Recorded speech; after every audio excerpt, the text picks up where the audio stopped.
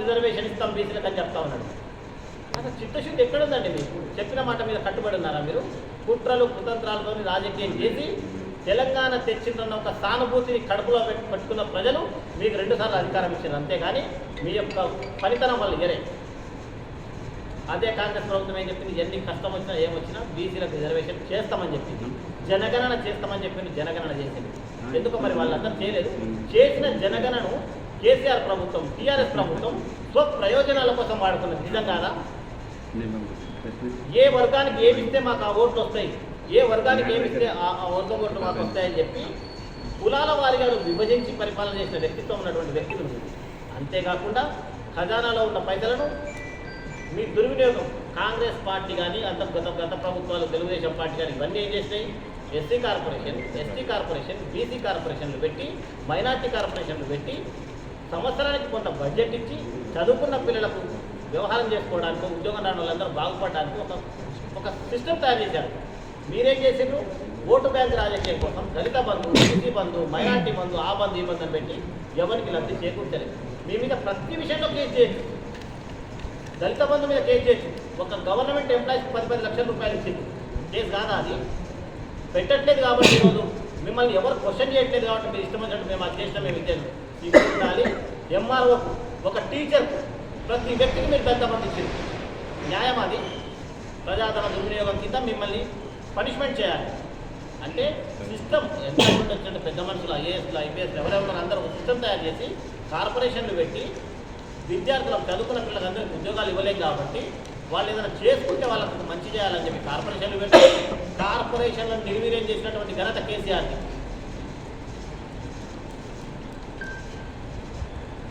పిల్లల చదువులు ఇంకా అసలు చెప్తే పిల్లలు చదువుకున్న పిల్లలందరూ ఉద్యోగాల కోసం రాత్రి భవన్లు తల్లిదండ్రుల కష్టాన్ని తీసుకొని పోయి హైదరాబాద్లో వంట వండుకొని కోచింగ్ సెంటర్లో ఉండి ఉద్యోగాల కోసం ప్రిపేర్ అయితే ఒక్కసారి కాదు, 2 సార్లు కాదు, 10ల సంఖ్యలో మీరు పేపర్ లీకులు, పోస్ట్పోన్లు. అసలు సిగ్గుందా అండి మీకు మళ్ళీ ప్రజల్లోకి రావడానికి? మీరు చేసిన తప్పులను సవరించుకొని ప్రజలకు క్షమాపణ చెప్పి ఒక న్యాయంగా గవర్నమెంట్కి ఏదైనా ఉపయోగపడేటువంటి మాటలు చెప్పి నెక్స్ట్ టైం ఎలక్షన్లు వచ్చినప్పుడు రాజకీయం చేయాలి. కానీ 1 సంవత్సరం లోపల మీరు రాజకీయం చేయాలి.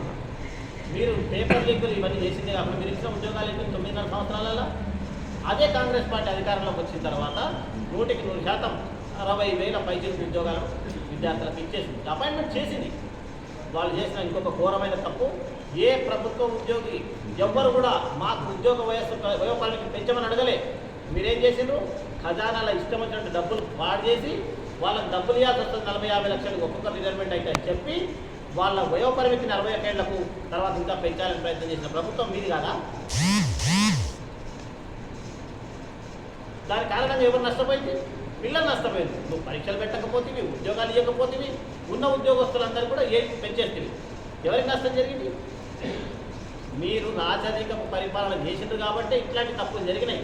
మీరు ఫామ్ హౌస్లో కూర్చున్నారో, ఇంట్లో కూర్చొని మాట్లాడుతున్నారో, మీరు ఏం చేసిండ్రో కానీ దాని కారణంగా ఈ తెలంగాణ సమాజం నష్టపోయింది. పైకెళ్ళి వచ్చేసి నేను అది చేసినా, నేను ఇది చేసినా అని చెప్పి ధర్నాలు పెట్టాల్సి వస్తాం. ఒక్కసారి ఆత్మవిమర్శ చేసుకోవాలి. కేసీఆర్ అండ్ ఫ్యామిలీ మీరు మంచిగా పరిపాలన చేసింటే ఈ రాష్ట్రంలో నిరంతరం మీరు ఉండేవాళ్ళు. కానీ మీకు రాజరికం పోకడలు పోయి అధికార మదమెక్కి ఇష్టం వచ్చినట్టు నిర్ణయాలు చేసి ప్రజాధనాన్ని దుర్వినియోగం చేసి ఈరోజు రాష్ట్రాన్ని అప్పుల పాలు చేసి పోయింది. కాబట్టి ఆత్మగౌరవంతో బతికే తెలంగాణ ప్రజలు మీకు బుద్ధి చెప్పి కాంగ్రెస్ ప్రభుత్వానికి అధికారం ఇచ్చింది. ఇందులో ఏ ఒక్క పాయింట్ కూడా తప్పు ఉంటే చెప్పండి, ప్రజలను ఒకసారి ఆలోచన చేయాలి. ఇవన్నీ కూడా వాళ్ళు ప్రతి విషయంలో కూడా తప్పు మాట్లాడుతూ ఉన్నారు, సంకుచిత స్వభావంతో మాట్లాడుతున్నారు. చివరిగా ఒక మాట చెప్తా, రాజకీయాల్లో ఆపోజిషన్ ఉండాలి, పొజిషన్ వాళ్ళు ఉండాలి. అందరూ కలిసికట్టుగా ఈ ప్రజలకు ఎవరికైతే ఎన్ని సీట్లు ఇస్తారో దాని ప్రకారం వ్యవహారం నడవాలి. కేసీఆర్ కాదా 63 సీట్లు ఇచ్చిన తర్వాత టీడీపీని కాంగ్రెస్లో డిఫామేషన్ మొత్తం అందరినీ ముక్కుమడిగా తనలో కలుపుకున్నది, ఆపోజిషన్ లేకుండా చేసింది కేసీఆర్ కాదా? రెండవసారి 80 సీట్లు ఇచ్చినా కూడా నువ్వు ప్రతిపక్షాన్ని బతకకుండా ఎంటబడి ప్రలోభాలు పెట్టి మినిస్ట్రీలు ఇచ్చి అసలు రాజకీయం అంటే ఈరోజు యువకుడు రావాలంటే సిగ్గుపడేలా చేస్తాము. మళ్ళా మేము కూడా ఏమన్నా మీరు చేయలేదా ఇప్పుడు అని అంటారు. మేము ఎందుకు చేసాం? జస్ట్ అధికారం వచ్చిన వెంటనే మీరేం చెప్పారు? ఈ గవర్నమెంట్ కూలిపోతుంది, ఈ గవర్నమెంట్ కూలిపోతుంది. పొద్దున్న లేస్తే మీరు చిల్లర మాటలు మాట్లాడారు కాబట్టి ఓ 10 మంది వచ్చింది. దానికి మీరేం చేస్తా ఉన్నారు? మీరేదో శుద్ధపూసలైనట్టు, మీరు ఎక్కడ కూడా ఏమి చేయనట్టు పార్టీ ఫిరాయింపుల మీద ఇష్టం వచ్చినట్టు మాట్లాడుతూ ఉన్నారు. నైతిక విలువలను మీరు పాటించి ఇంకొకరికి చెప్తే సమాజం మిమ్మల్ని హర్షిస్తుంది.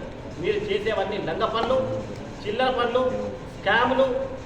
ఎక్కడిదండి మీకు ఇంత డబ్బు? ప్రజలు ప్రశ్నిస్తలేరు అనుకున్నారా? ఎక్కడిది మీకు ఇంత డబ్బు? మీకేమున్నది? ఏమైంది మీరు? కాబట్టి కేటీఆర్ గారు అండ్ ఫ్యామిలీ మొత్తం కూడా నేను చెప్పొచ్చేది ఏంటంటే, తప్పకుండా మీరు విచక్షణతోని ఒక బాధ్యతాయుతమైన ప్రతిపక్షంగా మీరు తప్పకుండా ప్రభుత్వానికి మంచి సూచనలు సలహాలు ఇవ్వాలి. కానీ ఇట్లా అడ్డగోలుగా బట్టగాల్చి మీరేసే విధంగా మీరు చేయకూడదు. రెండవ విషయం, మీకు ఓడిపోయినా గెలిచినా అధికారం ఇయ్యలే కాబట్టి మీరేం చేయాలి? బాధ్యతాయుతంగా ప్రవర్తించాలి. మరి కేసీఆర్ గారు ఏం చేస్తున్నారు? గజ్వేల్ ప్రజలు ఆయన ఎమ్మెల్యేగా చేసింది. పోయి ఫామ్ హౌస్లో పట్టుకొని బయటికి రాలి. పెద్ద మనిషి నేను ఆయన అనకూడదు, కానీ ఆయన చేస్తున్న పని ఏంది? నువ్వు చెప్పగలవా? పోయి నువ్వు ఫామ్ హౌస్లో ఎందుకున్నావు? ప్రజల కోసం వచ్చి మంచి బాధ్యత ప్రతిపక్షంగా ఉండమని చెప్పగలవా? నువ్వు చెప్పలేవు. ఎందుకంటే మీ నాన్న అంటే నీకు భయం. అందులో ఉన్న పార్టీలో ఉన్న నాయకులందరూ కూడా భయం, మాట్లాడలేరు. ఆయన దగ్గర గంగిరెద్దులాగా తలకాయ ఊపొస్తారు. మీరందరూ గంగిరెద్దులాగా తలకాయ ఊపింది కాబట్టి ఆయనకు అహంకారం పెరిగి ఆ విధంగా అయ్యింది. ఈ రాష్ట్రాన్ని పాడు చేసింది. నేను ఒక్కడనే, బహుశా తెలంగాణ ప్రజలందరూ విన్నారు. ఏం విన్నారు? నా చెమట మొత్తం చెమట మెదడంతా చెమట చేసి నేను కాళేశ్వరాన్ని నిర్మించిన. మీరానండి నిర్మించేది అనేది. మరి ఈరోజు కాళేశ్వరాన్ని బొక్కలు పడితే ఏమంటున్నాడు? అధికారులు చేసిండు, విజయన్ వాళ్ళు చేస్తారు, నేనేమొస్తా ఊళ్ళో అప్రూవల్స్ ఇస్తానండి. అంటే మంచి జరిగితే నీవు, చెడు జరిగితే అధికారుల మీద పనిష్మెంట్ ఇస్తాను. నేను ఇప్పటికైనా చెప్పేది ఒకటే, టీఆర్ఎస్ పార్టీకి బాధ్యతతో, సత్ప్రవర్తనతో, నీతివంతమైన ప్రతిపక్షంగా ఉండాలి. మంచి సూచనలు చేయాలి. రేవంత్ రెడ్డి గారు చాలా హుందాగా, నువ్వు కొడంగల్ పోయినా కూడా నిన్ను అరెస్ట్ చేయకుండా నిన్ను ధర్నా చేసుకొని ఇచ్చింది. కల్వకుర్తికి రా, నువ్వు ధర్నా చేయి, నువ్వు చెప్పాల్సింది చెప్పు. కానీ నిజాయితీగా నువ్వు చేసిన తప్పులు ఒప్పుకో. నేను ఇళ్లకు ఉద్యోగాలు ఇవ్వలేదని ఒప్పుకో. నేను ఈ ప్రాంతానికి అన్యాయం చేసిన పాలమూరు రంగానికి నిధులేదని ఒప్పుకో. ఎన్ని తప్పులు చేసావు అన్ని తప్పులు. చెట్లకు, పుట్టలకు, గుట్టలకు పైసలు ఇచ్చానని ఒప్పుకో. రుణమాఫీ చేయలేదని ఒప్పుకో. రుణమాఫీ ఎక్కడ చేసావు? 25,000 వడ్డీ కట్టావు. ఇవన్నీ చేసిన తప్పులు. రాబోయే కాలంలో ఇవన్నీ సర్దిద్దుకొని మాకు మళ్ళీ అవకాశానికి 100% రేషన్ కార్డులు, అట్లాగే ప్రతి గ్రామంలో అర్హులైనటువంటి అందరికీ కూడా ఇందిరమ్మ ఇళ్ళలు ఇవ్వాలని చెప్పేసి సంకల్పించింది. ప్రోటోటైప్గా ప్రతి మండలంలో ఒక గ్రామంలో ఇవ్వడం జరిగింది. తప్పకుండా 3-4 నెలల కాలంలో పట్టే అందరికీ కూడా దీనికి స్పెషల్ బడ్జెట్, దీనికోసం ఫండ్స్ ఎలా తేవాలని చెప్పి ఆలోచన చేసి రాష్ట్రం మొత్తం లక్షల సంఖ్యలో ఇల్లు, అట్లాగే అందరికీ కూడా అర్హులైన అందరికీ కూడా రేషన్ కార్డులు ఇవ్వడం జరుగుతుంది. వితంతు పింఛన్లు, వికలాంగుల పింఛన్లు కూడా 100% ఇవ్వాలని చెప్పి ప్రభుత్వం సంకల్పించింది. కాబట్టి ఒక నిజాయితీ, నిబద్ధత, ఇచ్చిన మాటకు కట్టుబడి రేవంత్ రెడ్డి గారు ముందుకు పోతున్న సందర్భంలో మీరు విచక్షణ కోల్పోయి వీళ్ళు గట్టిగా అవుతున్నారు, మేమేం చేయాలని చెప్పేసి రోజు మా మీద పడి ఏడవకుండా మీ తప్పులను మీరు ప్రజల ముందు వచ్చి ఒప్పుకొని ధర్నా చేసుకుని ముక్కు చెంపలు వేసుకొని పోతే రాబోయే కాలంలో మీకు అవకాశం ఉంటుంది. కానీ లేకపోతే మీ పార్టీ కూడా తెరమరుగైతుందని సందర్భంగా తెలియజేస్తాం.